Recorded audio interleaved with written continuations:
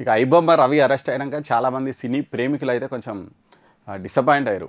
చాలామంది ఐబొమ్మలో సరే ఐబొమ్మ ఓపెన్ చేస్తే అవి డైరెక్ట్ బెట్టింగ్ సైట్లు ఓపెన్ అవుతున్నాయి. దాంతోపాటు మీ వ్యక్తిగత సమాచారం మొత్తం ఆయన దగ్గర ఉంది. దాదాపు 50 లక్షల మంది వ్యక్తిగత సమాచారం ఉంది. కాబట్టి తర్వాత ఇబ్బందికర పరిస్థితులు వస్తాయని పోలీసు వాళ్ళు వార్నింగ్ ఇచ్చినప్పటికీ చాలామంది అయితే ఇక సినిమా రేట్లు భరించలేక ఓటీటీ అవి చేయలేక చాలామంది ఐబొమ్మకి అయితే అలవాటు అయిపోయారు. మరి ఇప్పుడు సడన్గా ఐబొమ్మ రవిని మొత్తానికి అయితే వలపని పట్టుకున్నారు. ఐబొమ్మ బంద్ అయిపోయింది.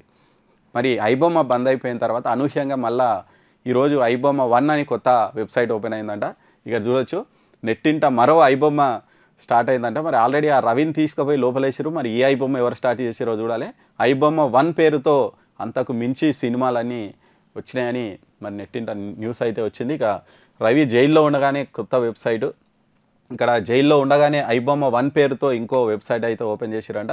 అంటే మిర్రర్ సైట్లు, ఈయన ఒక సైట్ క్లోజ్ చేస్తే సేమ్ యాజ్ ఇట్ ఈస్గా ఇంకో సైటు, దాన్ని క్లోజ్ చేస్తే ఇంకో సైటు, అట్లా ఆయన ఆల్రెడీ చాలా ఐబొమ్మ 1, ఐబొమ్మ .in, ఐబొమ్మ .org ఇట్లా ఇక రకరకాలు ఏదో ఒకటి ఐబొమ్మ ముందు ఉంటుంది, దాని పక్కన ఏవో రకరకాలు ఉంటాయి. మరి నేపథ్యంలో ఆయన అట్లా ప్లాన్ చేసిండు. మొత్తానికి అయితే ఆయన ఒరిజినల్ ఐబొమ్మను బప్పంను దాన్ని అయితే క్లోజ్ చేయగలిగారు. ఇప్పుడు కొత్త ఐబొమ్మ అయితే వచ్చిందంట. మరి ఐబొమ్మను క్లిక్ చేస్తే అదేదో మూవీ రూల్స్ అని ఉంటుంది కదా, దానికి రీడైరెక్ట్ అవుతుందని మరి న్యూస్ అయితే వచ్చింది. కాకపోతే ఇందాకనే పోలీసు వాళ్ళు స్పందించారు. అదంతా ఓకే, ఐబొమ్మ 1 అనేది ఓపెన్ కావడం నిజమే, కాకపోతే అందులో సినిమాలు ఏం లేవు, ఓన్లీ రివ్యూస్ ఒకటే ఉన్నాయని చెప్తున్నారు. కానీ మూవీ రూల్స్ అయితే ఆల్రెడీ నడుస్తూనే ఉంది. మూవీ రూల్స్ వాళ్ళు కూడా మరి వీళ్ళకంటే ఎక్కువ ఇంకా పైరసీ అయితే చేస్తున్నారు. మరి వాళ్ళని కూడా ఎప్పుడు పట్టుకుంటారో చూడాలి. కానీ ఐబొమ్మ విషయంలో ఐబొమ్మనేమో అందరికీ అందుబాటులో ఉంటున్నాయి. కొద్దిగా మూవీ రూల్స్ అంటే కొద్దిగా ఆ సినిమాలు ప్రింట్లు కొంచెం పైరసీ కనిపిస్తున్నాయి. కానీ వీళ్ళు కొద్దిగా మంచి క్వాలిటీతో ఇస్తున్నాయి కాబట్టి ఇది బాగా ఫేమస్ అయింది.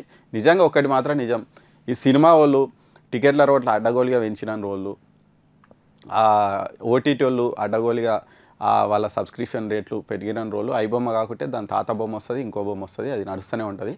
కాకపోతే ఏంటంటే ఫస్ట్ వాళ్ళు ఆ పాప్కార్న్కు ఆ 300 రూపాయలు, సినిమా ఫస్ట్ రోజు చూడాలంటే 500 రూపాయలు టికెట్, అవి తగ్గించుకోరు. అవి తగ్గించుకుంటే ఎవరు ఓరు. ఇంతకుముందు అయితే ఎవరు ఓకపోతున్నాయి కదా, ఈ పైరసీకి మ్యాక్సిమం థియేటర్లకు పోయి చూడాలని ఇంట్రెస్ట్ ఉంటున్నాయి. కానీ ఇప్పుడు ఏమవుతుంది, ఇవన్నీ చేయబట్టే ఇట్లా అవుతుంది. సరే, ఏదేమైనప్పటికీ మళ్ళీ ఐబొమ్మ బాధ అయితే ఇప్పటికీ ఏం పోలేదు.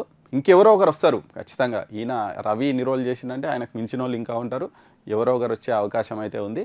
దాని ఫస్ట్ షాక్ ఇది. ఇంకా ఇటువంటి షాకులు ఇంకా చాలా వచ్చే అవకాశం అవుతుంది.